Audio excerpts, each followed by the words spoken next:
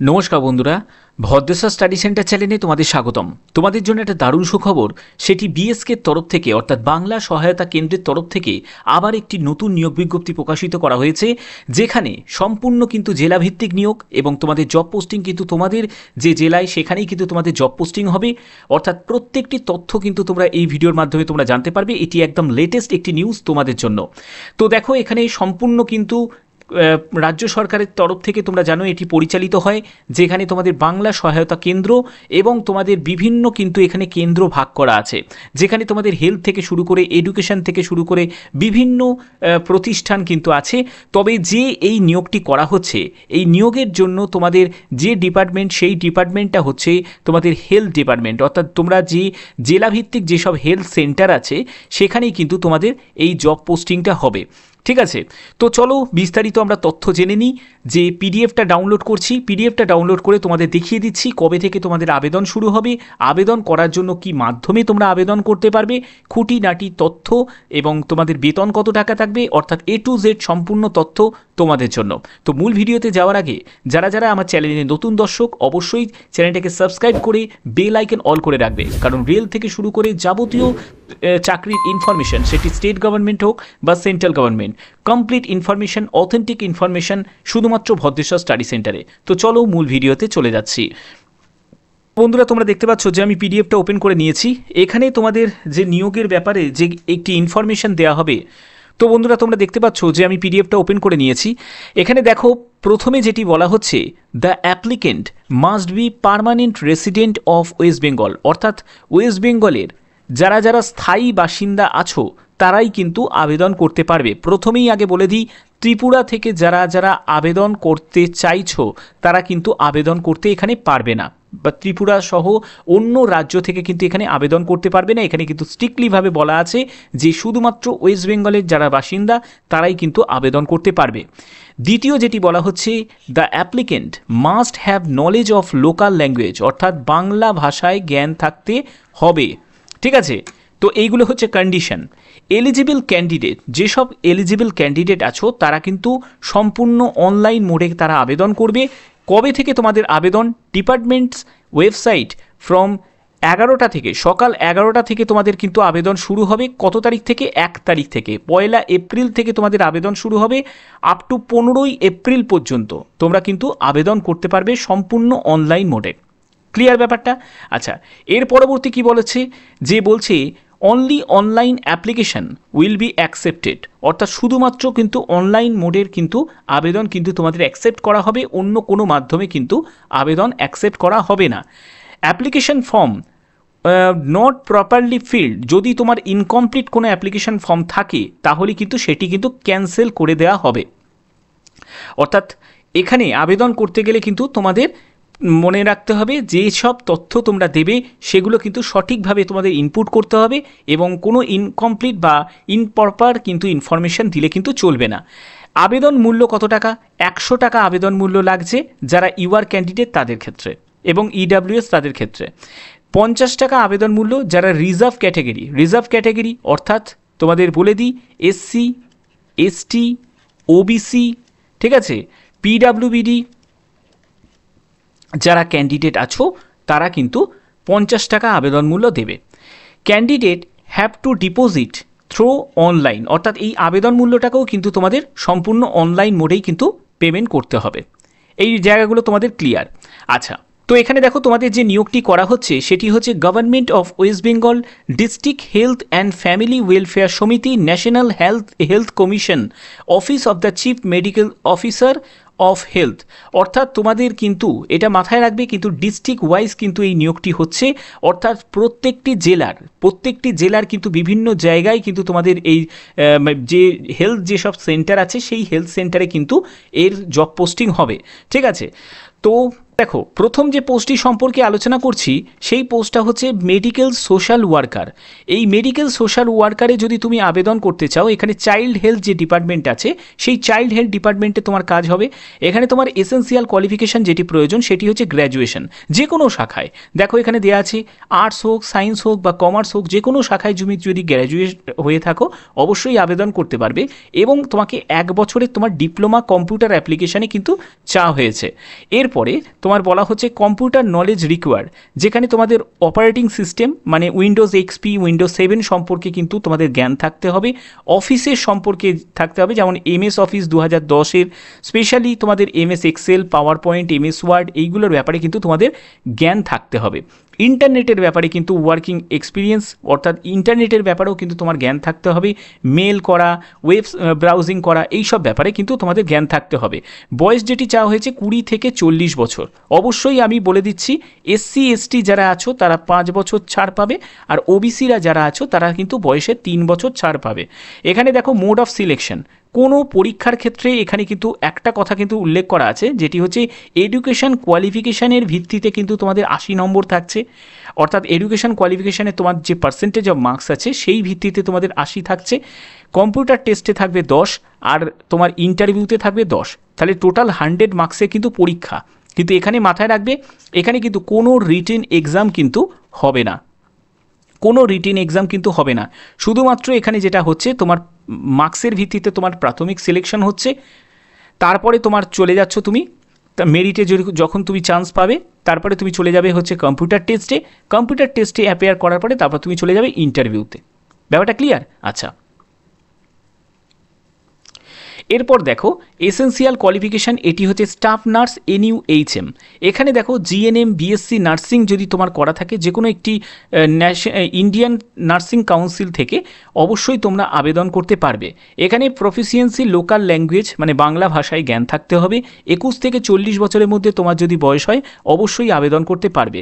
এখানে দেখো scale of scoring, সেটি হচ্ছে বেসিক কোয়ালিফিকেশান, সেটি তার ভিত্তিতে কিন্তু এখানে 100 মার্কস থাকছে, সেই পার্সেন্টেজ অর্থাৎ ফাইনাল এক্সামিনেশন। জিএনএম বা বিএসসি নার্সিংয়ে তোমার যে পার্সেন্টেজ অফ মার্কস আছে, ঠিক আছে, সেটার কিন্তু এখানে 100 নম্বরের ভিত্তিতে কিন্তু এখানে পার্সেন্টেজ হিসাব করা হবে, যে তোমার যা নাম্বার আছে সেখানে কিন্তু এই পার্সেন্টেজ হিসাব করে কিন্তু তোমার ফাইনাল সিলেকশন হবে। ঠিক আছে, আচ্ছা, এর পরবর্তী যেটি আছে সেটি হচ্ছে তোমাদের সিরিয়াল নাম্বার তোমরা দেখতে পাচ্ছ 6, যেখানে কমিউনিটি হেলথ অ্যাসিস্ট্যান্ট। হ্যাঁ, এখানে কিন্তু ফিমেল ক্যান্ডিডেটরাই শুধু আবেদন করতে পারবে। অন্য যে পোস্টগুলো দেখালাম সেখানে কিন্তু মেল ফিমেল বোথ আবেদন করতে পারবে। ঠিক আছে, শুধুমাত্র এই পোস্টটাই শুধু ফিমেল ক্যান্ডিডেট আবেদন করতে পারবে। এখানে টোটাল 8টা মতো ভ্যাকেন্সি। এবং দেখো এখানে এএনএম কোর্স যদি করা থাকে ইন্ডিয়ান ন্যাশনাল কাউন্সিল থেকে অবশ্যই আবেদন করতে পারে, কিন্তু যাদের জিএনএম করা আছে তারাও কিন্তু আবেদন করতে পারবে। ঠিক আছে, পার্মানেন্ট রেসিডেন্ট যদি বাঁকুড়া ডিস্ট্রিক্টের হয় তাহলেই কিন্তু সে কিন্তু আবেদন করতে পারবে। এখানে কিন্তু তো দেখো এখানে বলাই হয়েছে যে পার্মানেন্ট রেসিডেন্ট যদি বাঁকুড়া ডিস্ট্রিক্টে যদি পার্মানেন্ট রেসিডেন্ট কেউ হয় তাহলে কিন্তু সে আবেদন করতে পারবে, এখানে কিন্তু বলা আছে। কিন্তু অন্যান্য পোস্টগুলোর ক্ষেত্রে দেখেছো সেখানে কিন্তু কোনো ডিস্ট্রিক্টের কিন্তু আলাদা করে মেনশন করা নেই। যেখানে মেনশন করা থাকবে আমি কিন্তু তোমাদের বলে দেবো, সেখানে শুধুমাত্র সেই ডিস্ট্রিক্টের ব্যক্তিরাই কিন্তু আবেদন করতে পারবে। ঠিক আছে, এখানে দেখো 1/1/2023 হিসাবে 21 থেকে 40 বছরের মধ্যে তোমার বয়স হতে হবে। আমি প্রত্যেকটা ক্ষেত্রে কিন্তু আরেকবার বলে দিচ্ছি, এসসি এসটি যারা আছো তারা 5 বছর ছাড় পেয়ে যাবে, ওবিসিরা বয়সে 3 বছর ছাড় পেয়ে যাবে। এখানে দেখো 13,000 টাকা প্রতি মাসে কিন্তু তোমরা বেতন পাবে। মোড অফ সিলেকশন এখানে যেটা থাকবে এডুকেশন কোয়ালিফিকেশন, তার ভিত্তিতে কিন্তু 100 মার্কস থাকছে, যেটা হচ্ছে এএনএম জিএনএমে তোমাদের 100 মার্কস, তার ভিত্তিতে কিন্তু পার্সেন্টেজ হিসাব করা হবে। ঠিক আছে, এই পোস্টটা সম্পর্কে আলোচনা করছি না, কারণ এই পোস্টের ক্ষেত্রে সাইকোলজি যোগ্যতা এগুলো আছে, যাদের এরকম যোগ্যতা আছে তারা অবশ্যই কিন্তু দেখে নিতে পারো। আমাকে কিছুদিন আগে কেউ প্রশ্ন করেছিলেন যে স্যার ডিএমএলটির যদি কোনো ভ্যাকেন্সি থাকে আপনি কেন বলেন না। তো দেখো ডিএমএলটির ভ্যাকেন্সি এখানে দেখতে পেয়েছি, আমি তার জন্য তোমাদের বলে দিচ্ছি। তো দেখো ডিএমএলটির ক্ষেত্রে এখানে দেখো সিনিয়র টিউবারকুলোসিস ল্যাবরেটরি যেটা আছে সেটা হচ্ছে তোমাদের সুপারভাইজার নিয়োগ করা হচ্ছে NTEP ইউনিটে, যেখানে গ্র্যাজুয়েশন এবং সঙ্গে যদি তোমার ডিএমএলটি কোর্স করা থাকে বা বিএমএলটি কোর্স করা থাকে অবশ্যই আবেদন করতে পারবে। MS ওয়ার্ড এক্সেল এইসব ব্যাপারে কিন্তু তোমার জ্ঞান থাকতে হবে এবং 2 হুইলার ড্রাইভিং লাইসেন্স কিন্তু তোমাদের থাকতে হবে। এবং বলছে যে অগ্রাধিকার দেওয়া হবে, মানে এই যোগ্যতা না থাকলেও চলবে যদি 1 বছরের এক্সপিরিয়েন্স থাকে, 21 থেকে 40 বছরের মধ্যে বয়স। এবং তোমাদের স্কোরের ব্যাপারটা এখানে ভাগ করা আছে, যেটি 50 মার্কস থাকবে তোমাদের কিন্তু একাডেমিক স্কোর, যেখানে 5 নম্বর হচ্ছে মাধ্যমিক, উচ্চ মাধ্যমিকে 10 এবং তোমাদের গ্র্যাজুয়েশন উইথ ডিএমএলটিতে থাকবে হচ্ছে 15, তারপরে এক্সপিরিয়েন্সে থাকবে 10। ঠিক আছে, এটা 10 মার্কস কিন্তু তোমরা এক্সট্রা পাবে যাদের এক্সপিরিয়েন্স আছে। যদি না থাকে তাহলেও আবেদন করতে পারবে, এই 10 মার্কসটা তোমরা পাবে না। সেখানে গভর্নমেন্ট যদি অর্গানাইজেশন থাকে সেখানে 5 বছরের বেশি যোগ্যতা যদি থাকে 10 বছর, প্রাইভেট অর্গানাইজেশনে হচ্ছে 5 নম্বর পাবে। তারপরে হচ্ছে 4 বছরের বেশি যদি কোনো গভর্নমেন্ট অর্গানাইজেশনে থাকে সেখানে তুমি 8 নম্বর পাবে, ঠিক আছে। এই রকম কিন্তু এখানে ভাগ করা আছে। তারপরে কম্পিউটার টেস্টে হচ্ছে তোমাদের 10 মার্কস থাকবে, ঠিক আছে।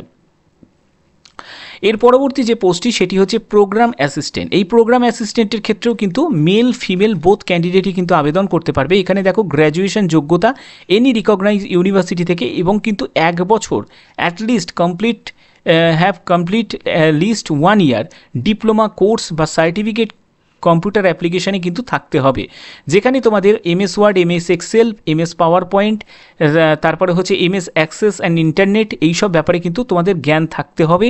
এবং দেখো 30টি শব্দ প্রতি মিনিটে টাইপিংয়ের কিন্তু যোগ্যতা থাকতে হবে। এসেন্সিয়াল এক্সপিরিয়েন্সের কথা কিন্তু বলা হয়েছে, যেখানে মিনিমাম 3 বছরের অভিজ্ঞতা প্রয়োজন কোনো গভর্নমেন্ট সেক্টর, ঠিক আছে। আর 5 বছর ইন প্রাইভেট সেক্টরে যদি তোমার এইসব ডাটা অ্যানালাইসিস এইসব ব্যাপার নিয়ে যদি তোমাদের যোগ্যতা থাকে অবশ্যই আবেদন করতে পারো। এখানে দেখো তোমার 40 বছরের মধ্যে বয়স হলেই কিন্তু আবেদন করা যাবে। অবশ্যই SC/STরা 5 বছর, OBCরা বয়সে 3 বছর ছাড় পাবে। মাধ্যমিকে তোমার 5 নম্বর যুক্ত হবে, উচ্চ মাধ্যমিক পাস হলে 10 নম্বর, গ্র্যাজুয়েশনে 15 নম্বর, আর কম্পিউটার টেস্টে হচ্ছে 70 নম্বর।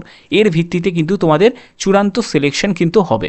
ওকে, আচ্ছা, এখানে দেখো পরবর্তী পোস্ট সম্পর্কে যেগুলো বলছি আমি, যেগুলো বেছে বেছে বলছি, কিন্তু তোমাদের যদি এরকম যদি যোগ্যতা থাকে, হায়ার কোয়ালিফিকেশান যোগ্যতা থাকে, একবার ভিডিওটাকে পজ করে একবার দেখে নিতে পারো। বাট যেটাতে সবাই আবেদন করতে পারবে, আমি সেরকম কিছু কিছু সিলেক্ট পোস্টগুলো কিন্তু তোমাদের সাথে আমি আলোচনা করছি, ঠিক আছে।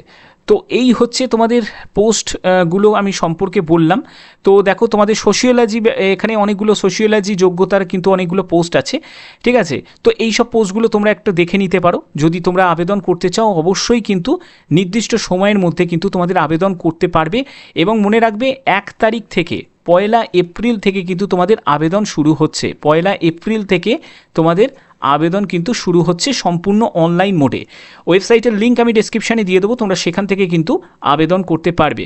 আবেদন করার আগে তোমাদের মাথায় রাখতে হবে সিগনেচার এবং photograph is not upload the time online application shall be liable to be cancelled, অর্থাৎ ক্যান্সেল হয়ে যাবে। তার জন্য সিগনেচার ফটোগ্রাফ কিন্তু তোমাকে আপলোড করতে হবে, ঠিক আছে। আচ্ছা, এখানে তোমাদের সাবমিশন অফ অ্যাপ্লিকেশান ফিস সেটা হচ্ছে 13 এপ্রিল, এবং তোমাদের ফুল সাবমিশন অফ অ্যাপ্লিকেশান ফর্ম সেটি হচ্ছে 15 এপ্রিল 2024, এবং তোমাদের সকাল 11টা থেকে 1 এপ্রিল 2024 থেকে কিন্তু তোমরা আবেদন করতে পারবে, ঠিক আছে। আচ্ছা, এখানে এই যে ওয়েবসাইটটা দেখতে পাচ্ছ, এই ওয়েবসাইটের লিঙ্ক আমি ডেসক্রিপশানে দিয়ে দেবো, তোমরা সেখান থেকে কিন্তু আবেদন করতে পারবে। এবং তোমাদের যদি কোনো এক্সট্রা কোনো তথ্য জানার থাকে অবশ্যই তোমরা কিন্তু এই ওয়েবসাইটে ভিজিট করতে পারো, সেখান থেকেও কিন্তু তোমরা যাবতীয় তথ্য জেনে নিতে পারো। কারণ আপ টু ডেট নেওয়ার জন্য কিন্তু তোমাকে এই ওয়েবসাইটে কিন্তু ভিজিট করতে তোমাকে হবেই, ঠিক আছে। যেখানে তোমাদের প্রত্যেকটি তথ্যর সাথে সাথে তোমাদের কবে তোমাদের কাউন্সেলিং হবে সব কিছু কিন্তু তোমরা জানতে পারবে। এখানে সিলেকশন প্রসেসের কথা কিন্তু বলা হয়েছে যে the candidate if found ineligible any stage recruitment process will not be called subsequent stage of selection process, অর্থাৎ যদি তুমি সেইখানে যদি তোমার এলিজিবিলিটি ক্রাইটেরিয়া যদি ফুলফিল না হয় তাহলে কিন্তু তোমাকে কোনো রকমভাবেই কিন্তু পরবর্তী স্টেপে কিন্তু ডাকা হবে না। এই জায়গাটা কিন্তু এখানে মেনশন করা আছে। তো এগুলো কিন্তু তোমাদের ভালোভাবে একটু দেখে নিতে হবে। তো এই নিয়োগটি সম্পূর্ণ তোমাদের কিন্তু একটি কন্ট্রাকচুয়াল ভিত্তিতে কিন্তু এই নিয়োগটি করা হচ্ছে। তো পরবর্তী সময় যারা যারা এখানে আবেদন করতে চাইছো তারা অবশ্যই কিন্তু আবেদন করতে পারো, কারণ হতে পারে তোমাদের একটা অভিজ্ঞতা, সেটি গভর্নমেন্ট সেক্টরে তোমরা একটা অভিজ্ঞতা সঞ্চয় করতে পারবে। আর একটা কথা বলে রাখি, যারা ফিজিক্যাল হ্যান্ডিক্যাপ যেসব ক্যান্ডিডেট আছো তারাও কিন্তু আবেদন করতে পারো। তবে এখানে যে পোস্টগুলো সম্পর্কে বললাম সেই পোস্টগুলোর ক্ষেত্রে আমি তোমাদের বলে রাখি যে এখানে তোমরা বেতন কত টাকা পাবে এবং ভ্যাকেন্সি কী আছে। দেখো, এখানে প্রত্যেকটা পোস্ট সম্পর্কে বলছি না, আমি কিছু কিছু যেসব সিলেক্টিভ যেসব পোস্টগুলো সম্পর্কে তোমাদের সাথে আমি আলোচনা করেছি সেই পোস্টগুলো সম্পর্কে আমি তোমাদের বলছি। দেখো, যেমন হচ্ছে মেডিকেল সোশ্যাল ওয়ার্কার, এই পোস্টের ক্ষেত্রে তোমাদের 2টি মতো শূন্যপদ, যেখানে UR একটি, SC একটি, 18,000 টাকা মতো প্রতি মাসে তোমরা বেতন পাবে। স্টাফ নার্সের ক্ষেত্রে বলছি, সেখানে দেখো এখানে 2টি মতো শূন্যপদ UR এর জন্য, এখানে তোমাদের 25,000 টাকা প্রতি মাসে বেতন পাবে। কমিউনিটি হেলথ অ্যাসিস্ট্যান্ট এই পদের ক্ষেত্রে তোমাদের 6টি মতো টোটাল শূন্যপদ, সেখানে 13,000 টাকা প্রতি মাসে তোমরা বেতন পাবে। ঠিক আছে, তারপরে হচ্ছে তোমাদের আর কি বলেছি, আচ্ছা সিনিয়র টিউবারকুলোসিস ল্যাবরেটরি সুপারভাইজার, এক্ষেত্রে তোমাদের একটি মতো শূন্যপদ, 25,000 টাকা প্রতি মাসে তোমরা বেতন পাবে। প্রোগ্রাম অ্যাসিস্ট্যান্ট এই পদের ক্ষেত্রেও কিন্তু একটি মাত্র শূন্যপদ, 22,000 টাকা প্রতি মাসে কিন্তু তোমরা বেতন পাবে। আদার্স পোস্টগুলো তোমরা একটুখানি ভিডিওটাকে পজ করে একবার দেখে নিতে পারো। তো আশা করি তোমাদের ভিডিওটার মাধ্যমে আমি যাবতীয় ইনফরমেশনগুলো দিয়েছি এবং সুন্দরভাবে বুঝিয়ে দিয়েছি। এখানে আবেদন করতে গেলে তার লিঙ্ক আমি ডেসক্রিপশানে দিয়ে দেবো, তোমরা প্লিজ সেখান থেকে কিন্তু ডাইরেক্ট ভিজিট করে কিন্তু আবেদন করে দিও যদি আবেদন করতে চাও। ঠিক আছে, আশা করি যদি ভিডিওটা ভালো লাগে অবশ্যই ভিডিওটাতে একটা লাইক করে চ্যানেলটাকে সাবস্ক্রাইব করে বেল আইকন অল করে দেবে। তো এখনের মতো এইটুকুই, টাটা।